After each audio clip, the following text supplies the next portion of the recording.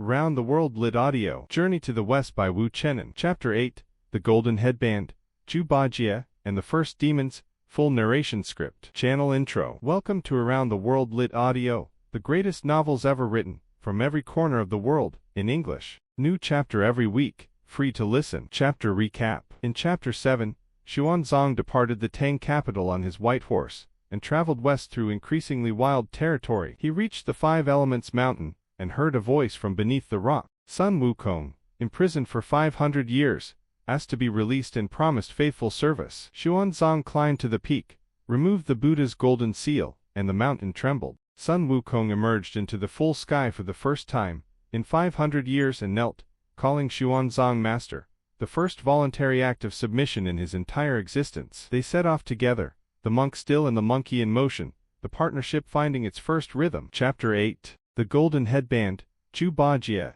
and the First Demons. The Golden Headband. The partnership had a problem. The problem was Son Wukong. Not Son Wukong as an enemy. The first days of the journey had demonstrated beyond any doubt that Son Wukong was capable, loyal in his way, and genuinely committed to the task. The problem was Son Wukong as a force of nature, with an uncertain relationship to restraint. He had spent 500 years beneath a mountain learning patience, and humility and the value of directed rather than indiscriminate power. He had learned these things intellectually. He had not yet had occasion to test whether he had learned them in the way that matters, which is in the body, in the reflex, in the moment of action before reflection can intervene. The test came quickly. They encountered a group of bandits on the road. The bandits were ordinary men, not supernatural, not demon, not the kind of opponent that the divine weapons of the sun and the wind were designed for. They were 6 men with weapons, who wanted what Xuanzang had, and were prepared to take it. Son Wukong killed them. He killed all 6 of them with his iron staff, the staff that had been the pillar of the ocean's floor,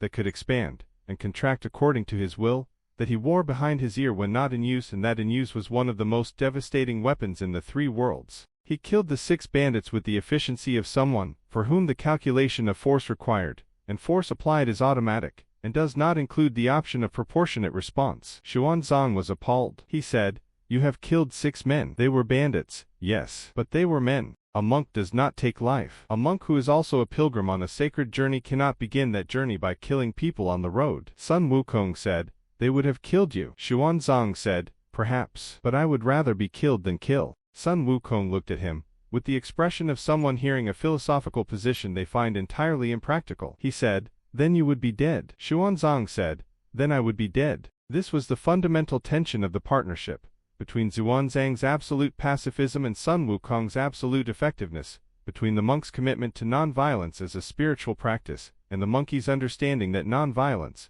taken to its conclusion, produces monks who get eaten by demons. The tension was not resolved. It was managed. Guanyin had anticipated it. She had given Xuanzang a gift before the journey, a bundle of gifts actually, presented under the cover of a cloth so that Xuanzang would discover them gradually as the journey required. In the bundle was a robe and a staff and a golden headband. She had also given him a spell. The spell, once learned and spoken, would cause the golden headband to tighten, not metaphorically, literally tighten, physically constrict, causing a headache of sufficient intensity to stop even the great sage equal to heaven in whatever he was doing and make him reconsider. Xuanzang offered Son Wukong the robe. Son Wukong liked the robe. He tried it on with the enthusiasm of someone who has been wearing bark cloth for 500 years and has just been offered silk. He put it on, and looked at himself and was pleased. Xuanzang offered him the headband. He said, "There is also a headband. Try it on." Son Wukong, who was pleased with the robe and in a generous mood,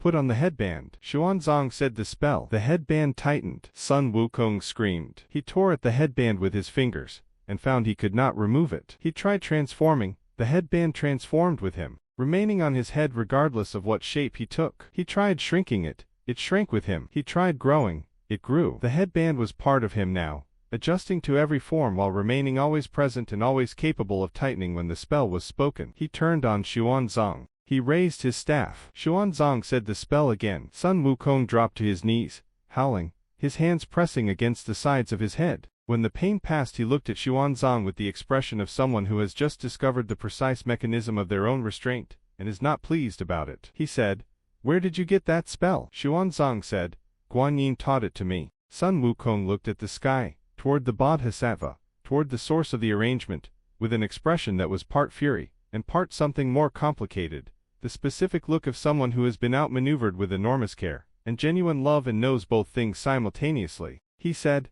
"I won't misbehave anymore." He meant it. Not because the headband had broken his will, it had not, but because the headband had introduced into the equation a consequence that was immediate and physical and directly proportionate to the problem, and Sun Wukong, being a creature of enormous practical intelligence, could recognize a well-designed system when he encountered one. The headband was elegant. He respected elegance. He did not kill indiscriminately again. Zhu Bajie. The road continued west. They encountered a river, cloud-transcending stream, a river of considerable width and dangerous current. On the bank of the river, a dragon horse emerged. It was not an ordinary horse. It was a dragon, the son of the Dragon King of the Western Sea, who had committed an offense and had been sentenced to wait in this form at this river for a pilgrim who would need him. He swallowed Xuanzang's white horse. Then he realized his mistake, and transformed into a white horse indistinguishable from the one he had eaten. The Bodhisattva Guanyin had been managing these arrangements with considerable precision, and became the dragon horse, who would carry Xuanzang for the rest of the journey. The group now had 3, Xuanzang, Sun Wukong, and the dragon horse. But the journey to India required for disciples. They found the next one in a manner that was typical of how they found most things on this journey, through chaos followed by resolution. In the kingdom of Gao, in the village of Gao, a man named Gao Tsai had acquired a son-in-law of an unconventional kind. The son-in-law had appeared a few years before, a large, dark, strong figure who had wooed Gao Kei's daughter, and moved into the household and worked very hard and had proven himself a capable farmer and a devoted husband. He was also, as had become gradually apparent over time, a pig. Not a pig in the metaphorical sense, a pig in the literal sense.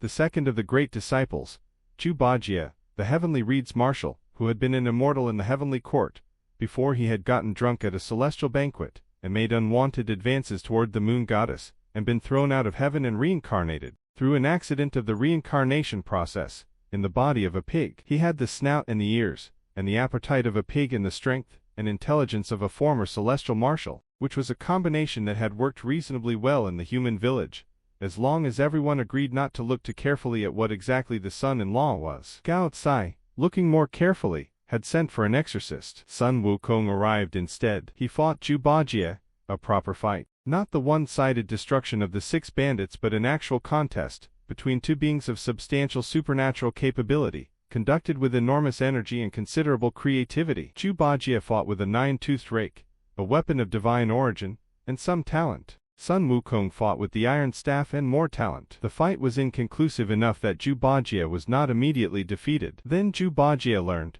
who Sun Wukong was. The great sage equal to heaven, the monkey who had given heaven itself considerable trouble. Zhu Bajie said, "Ah," he said, "the Bodhisattva told me that a pilgrim would come, and that I should follow him to atone for my offense. Is that pilgrim here?" Sun Wukong said, "Follow me." Zhu Bajie followed. He was large, larger than Sun Wukong, rounder, with the specific quality of someone whose appetites considerably exceed their spiritual development. He liked to eat. He liked to sleep. He had a gift for complaining that was comprehensive and unself-conscious, the complaining of someone who considers comfort a right, and finds its absence genuinely puzzling. He was also courageous in the way of someone who has no particular fear of death, because they are too focused on what they want to eat. He and Sun Wukong did not get along. This was another of Guanyan's arrangements.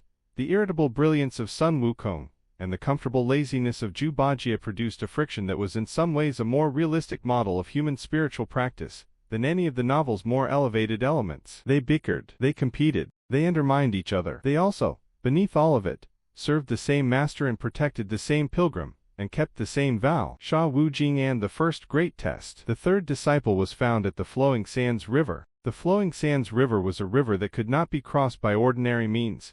Its currents were deadly. Its bottom was sharp stone, and in it lived a creature who had made a habit of eating anyone who attempted the crossing. The creature was Sha Wujing, the curtain-lifting general, another former celestial official who had smashed a precious glass dish at a heavenly banquet, and been thrown out of heaven and reincarnated as a water demon in this river, eating passing travelers and stringing their skulls on a necklace. He was persuaded to join the pilgrimage. The persuasion involved Guanyan's intervention, because by this point in the novel it was clear that Guanyin had been managing every aspect of the pilgrimage's personnel, with the thoroughness of someone who has planned a very complex logistical operation, and is monitoring it to make sure each piece arrives at the right moment. Sha Wujing was quieter than the others, calmer, more steady, less given to the extremes of Sun Wukong's brilliance or Zhu Bajie's appetite. He was reliable in the specific way of someone who has been through considerable suffering and has found on the other side of it a quality of patience that the others lacked. The group was now complete. Xuanzang on the dragon horse, Sun Wukong with his iron staff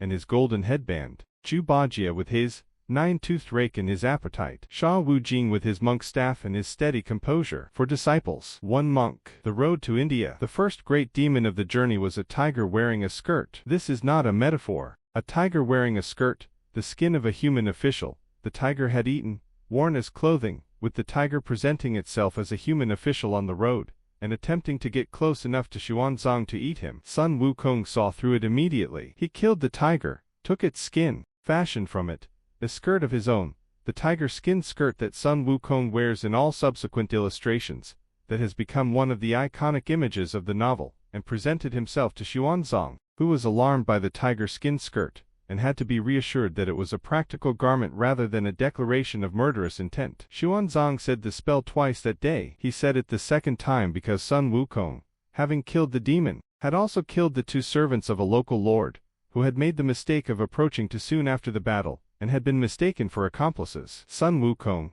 headband tightening, knelt on the road in the specific posture of someone receiving a correction they find excessive. He said, "I will be better." He was better. He was never entirely tame. The road to India was very long, and the 81 tribulations that the Buddha had ordained for the journey were waiting, each one designed to test a different quality of the pilgrimage. But the company was assembled. The road was ahead. The partnership, difficult, bickering, occasionally lethal, and genuinely devoted, was working. They walked west. Chapter Transition. You have reached the end of Chapter 8 of Journey to the West by Wu Cheng'en. The company is complete. In Chapter 9, they enter the kingdom of Wui, where a river monster threatens the realm and Sun Wukong must solve a political problem as well as a supernatural one, demonstrating that the journey requires wisdom as well as strength, and that the two are not always the same thing. Chapter 9 is available next week. Subscribe to Around the World Lit Audio so you never miss a chapter. A new episode arrives every week.